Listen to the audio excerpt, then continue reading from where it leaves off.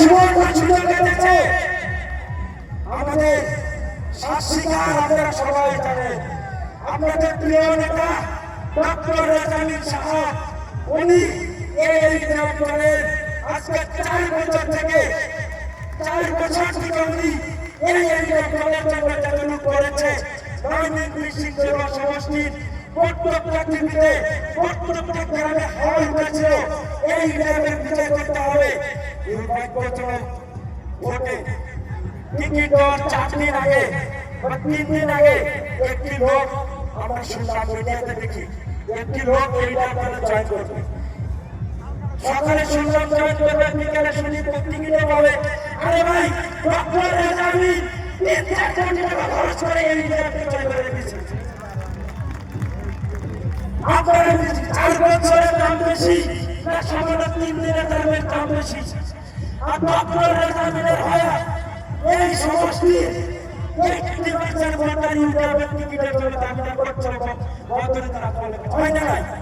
আপনারা সবাই ইউটিউবের উপর মহলের কাছে আপনারা অনুরোধ করছিলেন না নাই তো ডক্টর রেজাউলের টিকিট লাগে না? আপনারা অনুরোধ করছিলেন না নাই? জবাব দিয়ে জবাব দেন, সমষ্টি জয় হবে না। আপনারা ডক্টর রেজাউলের জন্য টিকিটের জন্য আপনারা করছিলেন না নাই? করছিলেন। যদি করছিলেন, সামান্য 5 জন ব্যক্তি আপনারা তার জন্য টিকিটের জন্য আপনারা করছিল। 5 জন ব্যক্তি আমাদের কাছে ভাগ দিয়ে টিকিট নিয়ে খাইয়ে দিছে। আমাদের এই 3% ভোটারের মূল্য বেশি, বড় হুজুরের কাছে 5টা ব্যক্তির ভোটারের মূল্য বেশি। এবার আপনারা মুখ বন্ধ করে রাখবেন না। সরকারি সমষ্টি উন্নয়ন করতে চান, যোগ্য ব্যক্তিকে ভোট দিতে হবে, মুখ খুলতে হবে। ভোটের মূল্য আছে, আপনাদের ভোটের মূল্য যেরকম উন্নয়ন সমষ্টির মূল্য, ভোটের মূল্য সেরকম। তাই সরকারি ওদের আওয়াজ আছে, বড় মানুষের বিদ্যাপতি শুনতে কখনো করে না। তাই সরকারি আমাদের সেটাই করতে হবে। ইলেকশনের সময় নেই, এর মধ্যে বহুত ক্যান্ডিডেট বক্তব্য দিছে। 25 বছর বিধায়ক ক্যান্ডিডেট বক্তব্য দিছে যে এইবার আমাকে বিধায়ক বানান, ইনশাআল্লাহ গুণাবলীর থেকে সাধারণমূলক পার্মানেন্ট প্রোডাকশন শুরু। আরে ভাই, আপনাকে কাছে যে বলছে আপনাকে 25 বছর ঘোড়ার টিম পাচ্ছে, 25টা বছর আপনি ঘোড়ার টিম পাচ্ছেন নাকি?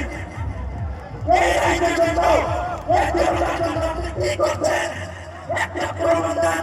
এই আমাদের ধুবড়ী জেলা এবং বরপাড়া মাঝবাচ্চা এগুলো অঞ্চলের মানুষ কিন্তু আমরা কৃষিজীবী মানুষ, তাই না?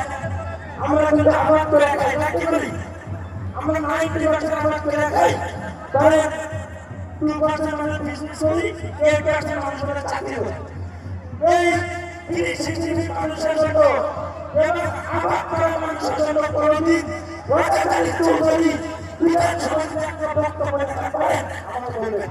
উনি খরাপ ছিল এক গরিবের জন্য, এই আমাদের শ্রমরা কষ্ট করে খাই তাদের জন্য কখনো খাবেন।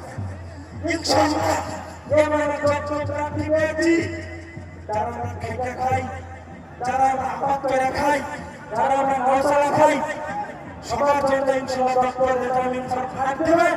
আর এই থেকে ওনাকে বিদায় হিসেবে বানানোর জন্য তারা আরেক সেকেন্ড বলবো, আমি 1 সেকেন্ড